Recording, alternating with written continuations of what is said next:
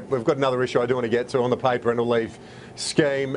Steve Ciobo, it looks like this could be embarrassing for the Prime Minister if it's blocked by his own side. 3 Nats, 3 Liberals, according to the Australian today, ready to cross the floor, and the Prime Minister's been advised as such, according to the Australian reports this morning. Well, Kieran, let's be clear about the Coalition's paid parental leave scheme. The first point is that we've taken this policy to the last 2 federal elections. The second point is this. If Australians are able to be paid real wages, i.e. their actual salary when they take long service leave, if they're able to be paid their actual salary when they take sick leave, if they're able to be paid their actual salary when they take holiday leave, well, why shouldn't they be able to be paid their actual salary when they take maternity leave or paternity leave?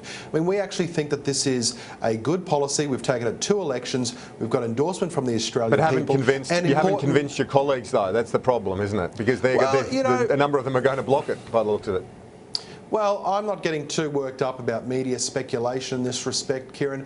From my perspective, this is a straightforward policy. It's got endorsement. It's a policy that actually empowers mothers in Australia. It sees the replacement of the real wages plus superannuation, and it's a far better policy than what Labor's put forward on the table.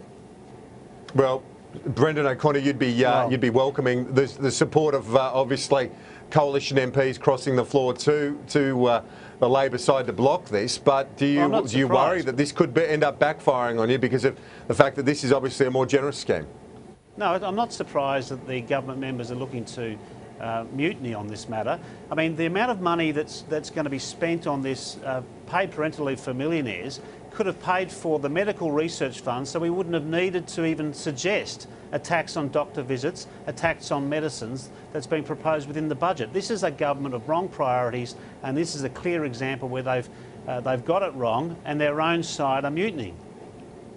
Steve Ciobo, could it be a situation where it's a blessing in disguise for yourself, for Treasurer Hockey and others who are trying to make the numbers add up? If the opposition is blocking a number of other savings measures, if this doesn't go ahead, it would be a blessing in disguise, would it not, in terms of trying to make the books add up? Well, no, Kieran, if we want to make the books add up, what we need for Labor to do is to get out of the way. I mean, Labor has the completely absurd situation now, Kieran, where Labor are blocking $20 billion of savings in the Senate. But the most extraordinary thing about this is out of that $20 billion of savings that they're blocking, $5 billion of them are actually Labor's announced savings. So Labor announced them. Levy would cover all of that, wouldn't it? $20 billion that Steve refers to is exactly the amount that's required over 4 years to pay for the paid parental leave, isn't it? So that would be a blessing in disguise, Steve Ciobo.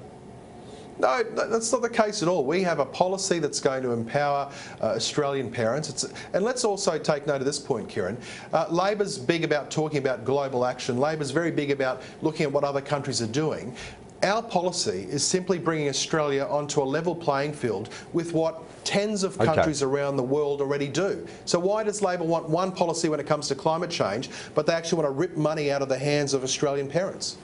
Gents, we're out of time. Steve Ciobo, Brendan O'Connor, have a good day. Appreciate it. A quick break on AIM Agenda. Back in just a moment.